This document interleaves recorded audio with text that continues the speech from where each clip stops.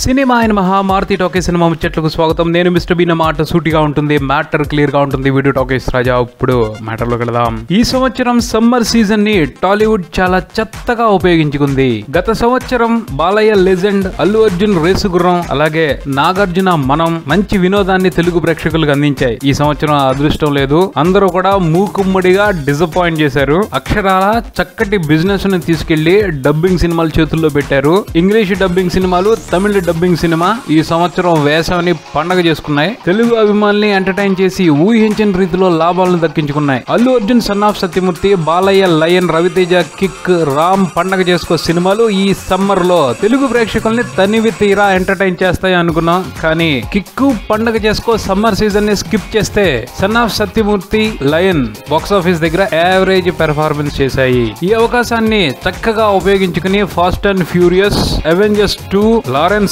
Ganga super గా లాభాలను దండుకున్నాయి. ఇప్పుడు ఒక తెలుగు ప్రేక్షకుడు నన్ను బాగా ఎంటర్టైన్ చేసే సినిమా చూడాలి అనుకుంటే గంగా తప్పించి మార్కెట్ లో మరో ఆప్షన్ లేదు. అలా ఉంది పరిస్థితి. మేము చూస్తాం మర్రో అన్న సినిమాలు చూపించలేని పరిస్థితిలో టాలీవుడ్ ఉంది. వాళ్ళ లెక్కలు ఏమైనా కానివ్వండి, ఓ మంచి సీజన్ ని నానా దారుణంగా వేస్ట్ చేసుకున్నారు అని మాట్లాడుకోవాలి. వేసవి సీజన్ బెనిఫిట్ తెలుగు సినిమా పరిశ్రమకు చాలా బాగా తెలుసు. ఎన్ని సినిమాలు వచ్చినా సరే జనాలు చూసి అవతలు పాడేస్తారు, ఎందుకంటే సెలవుల్లో ఉంటారు కాబట్టి. అలాంటి మంచి సీజన్ ని ప్రాపర్ గా యూటిలైజ్ చేసుకోపోవటాన్ని టాలీవుడ్ పరిశ్రమ అసమర్థతగానే భావించాల్సి వస్తుంది. థియేటర్స్ ని మేనేజ్ చేసే పెద్దలన్నా ఈ పరిస్థితిలో మార్పు కోసం కాస్త ప్రయత్నం చేస్తే కొంత ప్రయోజనం ఉండేదేమో. కానీ ఇక్కడ ఎవరి కాళ్లే కింగ్ మేకర్స్. ఏ కింగ్ ని కదవగలుగుతాం, ఏ కింగ్ దిగొస్తాడు. ఆ సంగతి అలా ఉంచితే ఈ సమ్మర్ సీజన్ లో తెలుగు సినిమాకి దక్కింది మాత్రం గొప్పలే, డబ్బులు కాదు. డబ్బులు వచ్చాయి నిర్మాతలకి, ఆ సినిమాతో వ్యాపారం చేసిన వాళ్ళకి కాదు. ఆ పైన కొత్త కొత్త రికార్డులు బాగా మిగిలినాయి.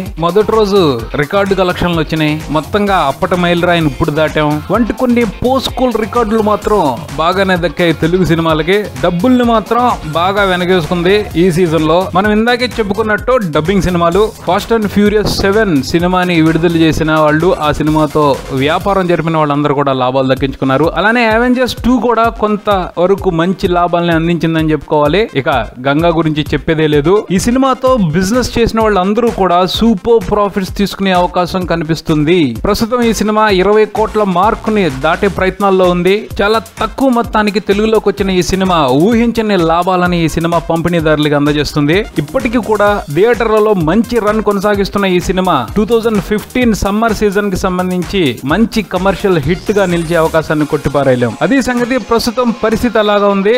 గొప్పలు తెలుగు సినిమాలకి, డబ్బులు డబ్బింగ్ సినిమాలకి పోతున్నాయి. మరి ఈ పరిస్థితి తెలుగు సినిమా పరిశ్రమకి మంచిదో కాదో పెద్దలు ఆలోచించుకోవాలి. ఇది బుల్టన్. మరో బుల్టన్ తో మళ్ళీ కలుద్దాం. Keep watching Maruti talkies. For me mister Bean talkies Raja. Thank you.